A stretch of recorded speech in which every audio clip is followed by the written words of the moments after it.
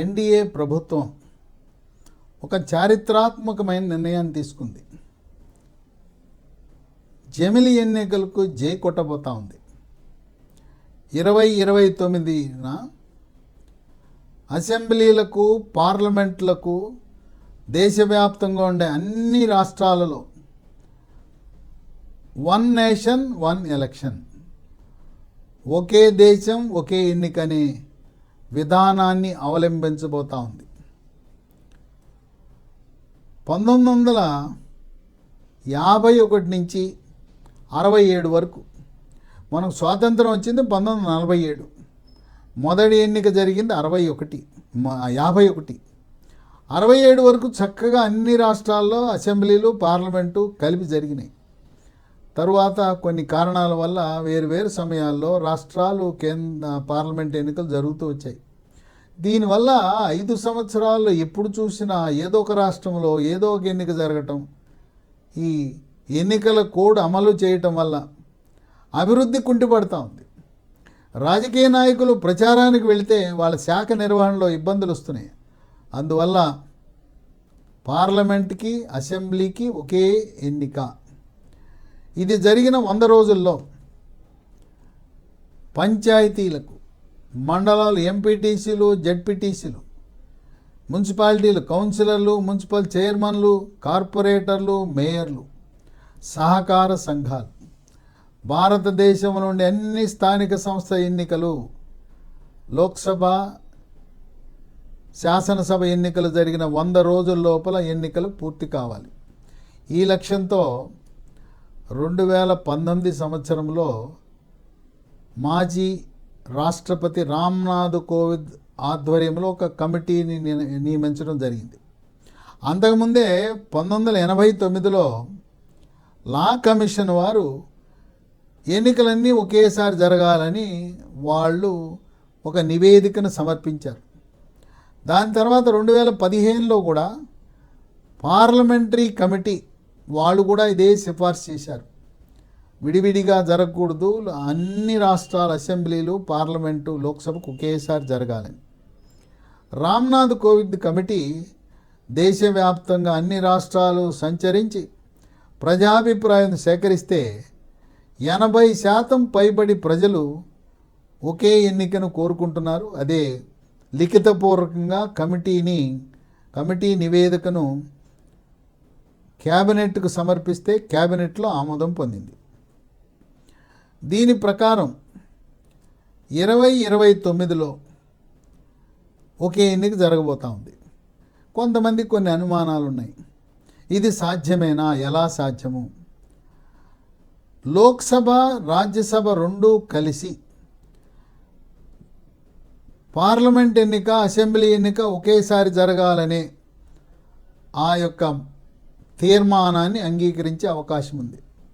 గతంలో ఎన్డీఏ కూటమికి రాజ్యసభలో మెజారిటీ లేదు. ఇప్పుడు రాజ్యసభలో కూడా ఎన్డీఏ కూటమికి కావలసినంత మెజారిటీ ఉంది. కనుక లోక్సభలోనూ రాజ్యసభలోనూ సునాయాసంగా ఇది ఆమోదం పొందుతుంది.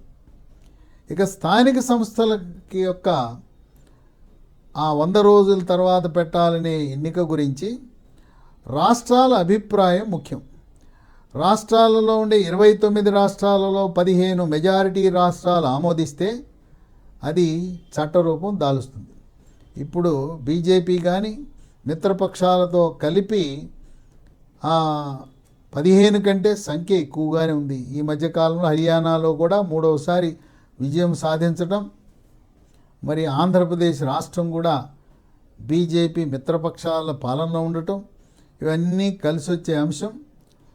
రాష్ట్రాలను ఎందుకు వాళ్ళ యొక్క సమ్మతి కోరతారంటే, పార్లమెంట్ ఎన్నిక, అసెంబ్లీ ఎన్నిక కేంద్ర ఎన్నికల సంఘం నిర్వహిస్తుంది. స్థానిక సంస్థల ఎన్నికలు రాష్ట్ర ఎన్నికల కమిషను రాష్ట్ర పరిధిలో జరుగుతాయి. ఈ రాష్ట్రాలు అంగీకరించిన తర్వాత భారతదేశంలో ఒకే ఓటర్ గుర్తింపు కార్డు ఉంటుంది. స్థానిక సంస్థల్లో ఓటు వేయాలన్నా, అసెంబ్లీకి వేయాలన్నా, పార్లమెంట్కి వేయాలన్నా, దేనికైనా కూడా ఎలక్షన్ కమిషన్, కేంద్ర ఎన్నికల సంఘం జారీ చేసే గుర్తింపు కార్డే అన్నిట్లకు పనికొచ్చే విధంగా మార్పు చేయడం జరుగుతుంది. మరి తెలంగాణ రాష్ట్రంలో 2028కే పదవీ కాలం పూర్తవుతుంది కదా అంటే వారిది కూడా అందరితో పాటు 2029లోనే ఎన్నిక జరుగుతుంది. కొన్ని ఊహాగానాలు పుకార్లున్నాయి, మధ్యంతరంగానే పెట్టేస్తారని. లేదు, మోదీ పూర్తి సమయం 5 సంవత్సరాలు పూర్తయిన తర్వాత 2029 ఏప్రిల్ మేలోనే ఎన్నికలు జరిగేలా వ్యూహరచన చేస్తున్నారు. ఈ లోపుగా కొన్ని మార్పులు జరగబోతూ ఉన్నాయి.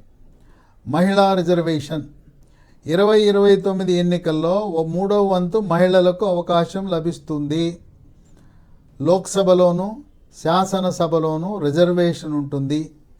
అంతేకాకుండా ఆంధ్రప్రదేశ్, తెలంగాణ దేశవ్యాప్తంగా నియోజకవర్గాల పునర్విభజన జరుగుతుంది.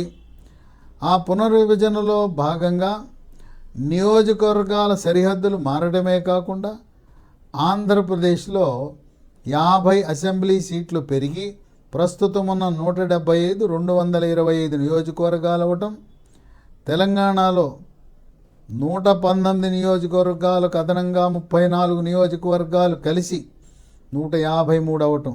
అంటే ప్రతి పార్లమెంటు పరిధిలో, లోక్సభ పరిధిలో ప్రస్తుతం 7 అసెంబ్లీ సెగ్మెంట్లు ఉన్నాయి. అవల్లా 9 అసెంబ్లీ సెగ్మెంట్లు అవుతాయి.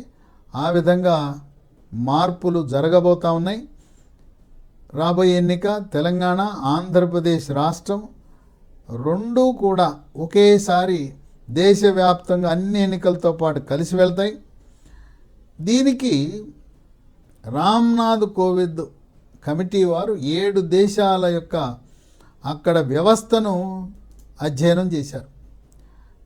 దక్షిణాఫ్రికా, Sweden, Belgium, Germany, Japan, Indonesia, Philippines 7 దేశాల రాజ్యాంగాన్ని పరిశీలించి వారి అనుభవాలను కూడా తెలుసుకుని వారి నివేదికలో క్రోడీకరించడం జరిగింది. కొంతమందికి అనుమానం రావచ్చు, ఏదైనా రాష్ట్రంలో ప్రభుత్వం కూలిపోయింది, అది సంఖ్యాబలం లేని కారణం వల్ల కూలిపోవచ్చు, లేదు ముఖ్యమంత్రి క్యాబినెట్ నిర్ణయం ద్వారా శాసనసభను రద్దు చేయొచ్చు. అది ప్రభుత్వం కూలిపోయినా, సంఖ్యాబలం లేకపోయినా, తనంతరకు తాను రద్దు చేసుకున్న 5 సంవత్సరాల కాల వ్యవధి కలిగిన అసెంబ్లీ రద్దు చేసే సమయానికి 3 ఏళ్ళు అయిపోయింది, ఇంకా 2 ఏళ్ళు మాత్రమే ఉంటుంది. కనుక ఆ 2 సంవత్సరాలకు మాత్రమే ఎన్నిక జరుగుతుంది తప్పనిచ్చి రద్దయినప్పటి నుంచి 5 సంవత్సరాల కాల వ్యవధి ఉండదు. ఎవరైనా ఒక ప్రజాప్రతినిధి మరణించి అక్కడ బై ఎలక్షన్ ఉప ఎన్నిక వస్తే మిగిలిన కాలానికి మాత్రమే ఆ ఉప ఎన్నిక ద్వారా ఎన్నికైన వ్యక్తి పదవిలో ఉంటాడు. అదేవిధంగా ఏ కారణం వల్ల ప్రభుత్వం కూలినా, రాష్ట్ర ప్రభుత్వం కూలినా, కేంద్ర ప్రభుత్వం అర్ధంతరంగా రద్దయినా మిగిలిపోయిన టర్మ్ 5 సంవత్సరాలలో మిగిలిన కాల పరిమితికి మాత్రమే ఆ ఎన్నిక వర్తిస్తుంది. ఇది పంచాయతీ విషయంలోనూ, మండలం వ్యవస్థలో, జిల్లా పరిషత్తు, మున్సిపాలిటీ, కార్పొరేషను, అన్ని సహకార సంఘాల వ్యవస్థ కూడా వర్తించే విధంగా రాజ్యాంగ సవరణ చేసి లోక్సభ, రాజ్యసభలో కూడా ఆమోదించి రాష్ట్రపతి క్యాబినెట్ నిర్ణయాన్ని, ఈ ఉభయ సభల నిర్ణయాన్ని గెజిట్ ఆఫ్ ఇండియా భారత గెజిట్లో ముద్రించిన తరువాత ఎటువంటి న్యాయపరమైన అడ్డంకులు ఉండవు. అభిప్రాయ సేకరణలో భాగంగా ప్రజాభిప్రాయంతో పాటు రామ్నాథ్ కోవింద్ కమిటీ రాజకీయ పార్టీల అభిప్రాయాన్ని కూడా కోరారు. 47 రాజకీయ పార్టీల అభిప్రాయం కోరితే 32 పార్టీలు ఒకే దేశం ఒకే ఎన్నిక అనే దాన్ని అంగీకరించారు. 15 రాజకీయ పార్టీలు వాళ్ళ అభిప్రాయాన్ని చెప్పలేదు. అయితే ఈ నిర్ణయాన్ని, ఒకే దేశం ఒకే ఎన్నిక అనే దాన్ని కాంగ్రెస్ పార్టీ మాత్రం తీవ్రంగా వ్యతిరేకిస్తుంది. ఎందుకు వ్యతిరేకిస్తున్నారంటే శాస్త్రీయమైన కారణం ఏదీ లేదు. ఎన్డీఏ ప్రభుత్వం ఏది చెబితే దాన్ని వ్యతిరేకించడం, ఎన్డీఏ ప్రభుత్వం ఎడ్డమంటే వీళ్ళు దడ్డమంటాం.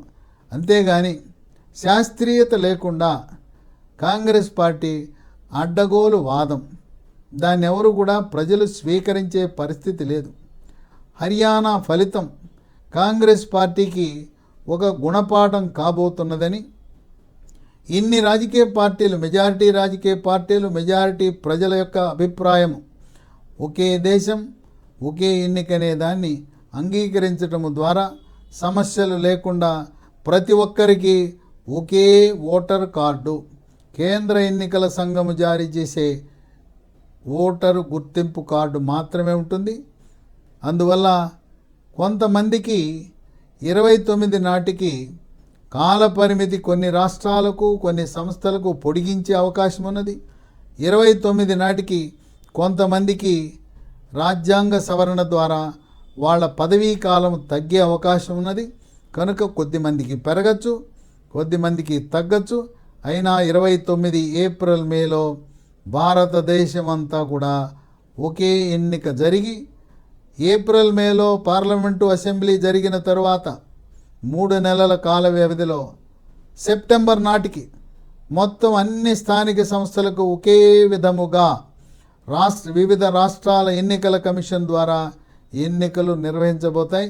దీన్ని ప్రజాస్వామ్యవాదులు, అభివృద్ధిని కాంక్షించేవారు, విజ్ఞులు, మేధావులు ఈ నిర్ణయం ఒకే దేశం ఒకే ఎన్నికనే ఆ విధానము బాగుందన్నారు.